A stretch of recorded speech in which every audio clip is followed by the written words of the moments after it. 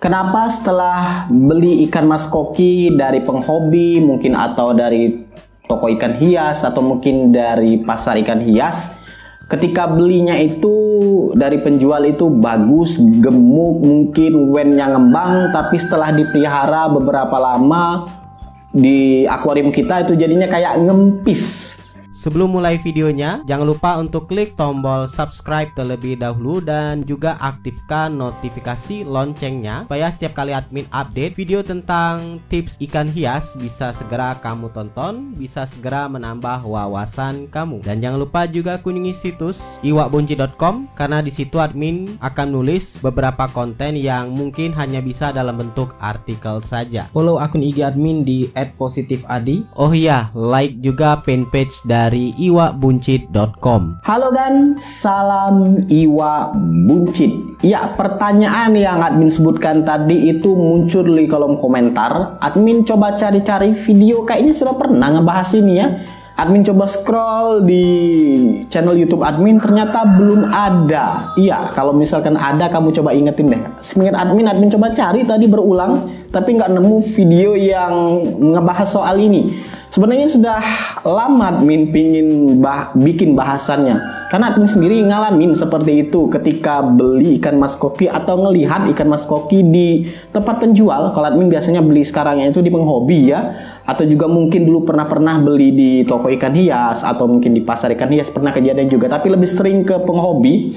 Itu ngelihat di mereka tuh bagus banget ikannya, mungkin misalkan wennya itu ngembang atau mungkin badannya buncit seperti itu, bulat, warnanya ya relatif ya. Kalau warna misalkan admin lihat ada warna airway, red white, atau mungkin tiger, atau mungkin calico, ada warna solid black dan lain sebagainya.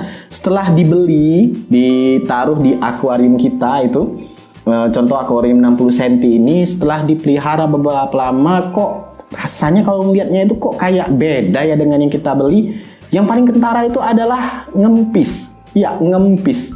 Gimana ya bahasa yang lebih bagus untuk ngasih taunya? Tapi ya kira-kira seperti itu tuh yang terlintas di pikiran, ngempis. Ngempis itu ya kayak apa ya? Kayak ngecil seperti, atau kayak kalau misalkan balon itu kan ditiup gede, itu lama-kelamaan mengecil. Nah, kempis seperti itu. Definisinya kira-kira seperti itulah. Kalau misalkan kamu pernah ngalamin, bakal lebih tahu maksud ngempis dari yang admin bilang ini. Jadi wennya itu yang awalnya tuh mekar atau mungkin penuh sampai menutup matanya, ketika sudah kita beli beberapa lama dipelihara jadi kayak ngempis, wennya ngecil, kemudian nggak lagi nutupin mata dan lain sebagainya. Itu sudah pernah admin alami. Bahkan ketika admin awal-awal pelihara ikan mas koki yang belinya dari penghobi itu juga seperti itu. Melihat dianya itu di tempatnya itu bagus, wennya sampai nutup mata. Kalau nggak keliru tuh rancu sakura ya admin beli, sampai nutup mata. Dan juga ada rancu tiger, tapi setelah dipelihara jadinya seperti itu.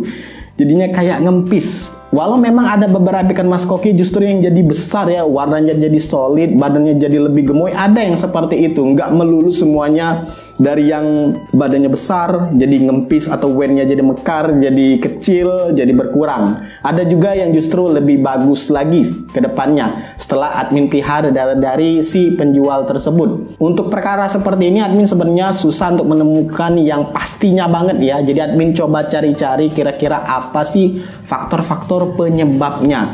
Nah, dari pengalaman admin, sepengamatan admin soal yang ikan mas koki ngempis setelah dibeli beberapa saat atau beberapa waktu itu, ya yang pertama adalah karena adaptasi ya. Kalau admin bisa amati itu adaptasi ya, antara kita dengan penghobi itu kan beda kualitas airnya, walaupun ya sama-sama air sih, kalau dilihat ya air, nggak ada bedanya, ini air. Tapi ya biasanya kalau di penghobi itu, kalau kamu perhatikan, airnya itu sudah terkondisi bagus. Bahkan untuk beberapa penghobi yang benar-benar suka banget, atau bahkan dia sudah sampai nyetak ikan sendiri, ngebreed ikan sendiri, itu kamu lihat aja deh. Kondisi biasanya nggak ditaruh di sebuah akuarium ya, biasanya ditaruh di kolam dengan yang filtrasi yang bagus, dengan media filter yang bagus, dengan air yang kondisi bagus, dijaga. Sehingga ketika ikan sudah kita beli dari dia, masukkan ke dalam akuarium kita, itu kan beda beda kondisi airnya, mungkin pH-nya beda, mungkin kualitas air tadi, mungkin kejernihan, atau mungkin kandungan zat mineral dan lain sebagainya. Admin sendiri sebenarnya kurang begitu bisa ngejelasin ya soal ini. Nah, itu butuh adaptasi dari ikannya sendiri. Kalau misalkan ikannya bisa menerima, bisa cepat adaptasi dengan kondisi air kita, itu seharusnya sih bisa bikin kondisi ikan itu nggak jauh terlalu bedanya. Masih terkait dengan adaptasi juga ya, coba kamu perhatikan, selain mungkin ukuran tempat dari ikan mas koki si penjual dengan kita yang cuman modal akuarium seperti ini aja sudah beda. Ya, biasanya kan kalau kolam itu, umumnya kolam sih, kalau admin berapa kali nemuin yang penghobi itu, apalagi yang sampai breeder tuh kolam gede, mulai dari yang 2 meter kali 1 meter, ada yang 1 meter kali setengah, tapi kebanyakan sih 2 meter lebih ya untuk kolamnya itu. Dan untuk jumlah ikannya juga sedikit, walaupun kolamnya mungkin 2 meter, tapi ikannya bisa dihitung dengan jari, mungkin cuman ada 10, ada 15. Ya kalau kita kan isi satu akuarium 60 cm ini bisa 15 ya. Jadi memang pertumbuhan di sebuah kolam itu jadi lebih maksimal. Tempatnya besar, ikannya sedikit. Dan ikan yang dipilih juga, yang dipelihara juga tentu sudah ikan pilihan ya. Sehingga ikannya itu benar-benar bisa besar maksimal. Mungkin dari ukuran badannya, dari wennya, atau mungkin dari bentuk tubuhnya, atau mungkin dari warnanya. Jadi memang selain faktor adaptasi, kamu juga coba perhatikan kondisi awal dianya itu di kolam. Atau mungkin kalaupun di akuarium itu gede biasanya akuariumnya. Admin beberapa kali ke tempat penghobi itu ya ketemunya akuariumnya itu walaupun akuarium tapi itu gede-gede. Kalau misalkan nggak punya bak tapi dia punya bak fiber, sama bak. Kebanyakan admin lihat itu bak fiber ya. Tapi juga ada yang benar-benar bak dibikin dari beton, dari semen. Itu sudah beda ukurannya. Selain dari tadi disebutin tempat yang sudah besar, jumlah ikan yang sedikit, juga kualitas air ya tentu ya. Mereka biasanya selain media filter yang bagus, juga sudah difilter dengan baik, itu juga biasanya dikasih kayak bakteri starter cair di dalamnya sehingga air itu benar-benar terkondisi. Biasanya juga media filter mereka nggak sebatas bioring aja, biasanya ada karang jahe atau mungkin biasanya juga ada oyster.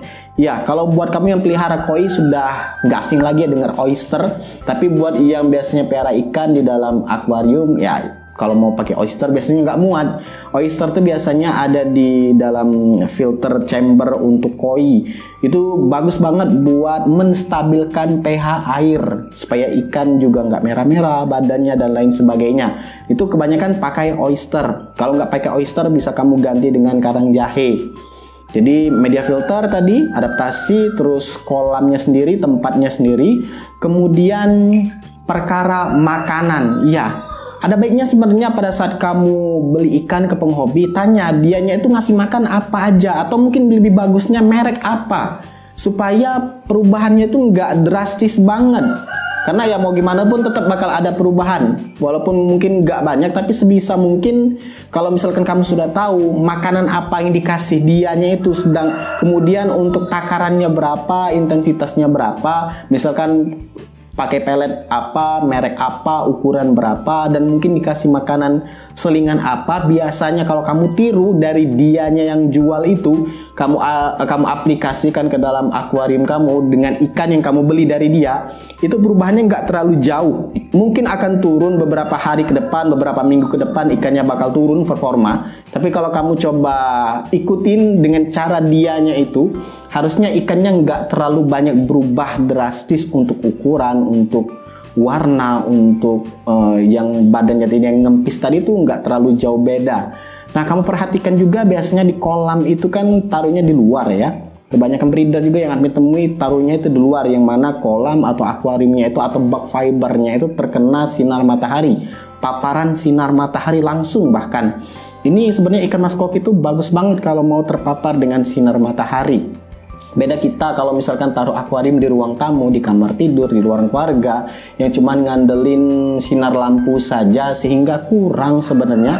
Padahal ikan mas koki itu bagusnya terkena sinar matahari. Baiknya itu bahkan langsung supaya pertumbuhan ikan mas koki itu maksimal. Apalagi kalau misalkan di warnanya.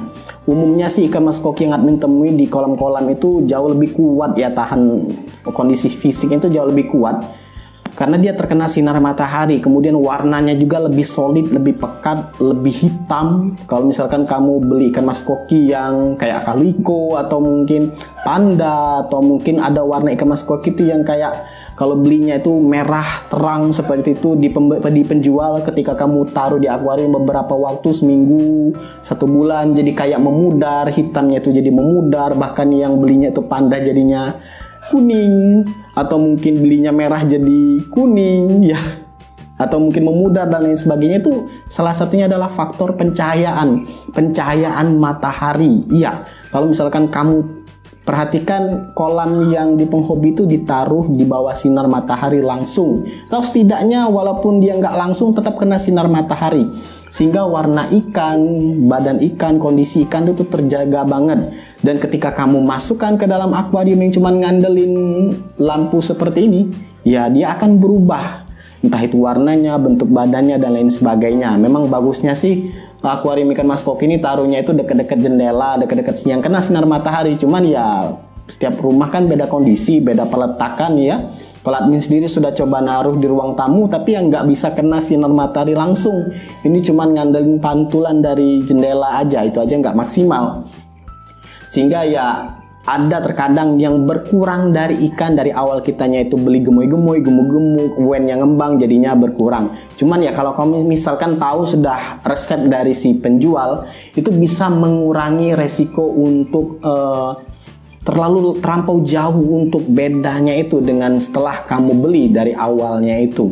Nah, soal perkara mau pakai mushroom atau aerator sebenarnya ya tergantung dari kemampuan kamu ya.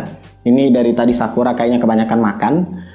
Kalau misalkan mampunya bisa pakai mushroom seperti yang ada di penjual, ya bagusnya pakai mushroom, karena mushroom itu bisa menghasilkan microbubble yang lebih baik daripada aerator yang juga suaranya lebih dramatis ya, lebih enak aja, lebih natural daripada dengar suara dengungan mesin aerator.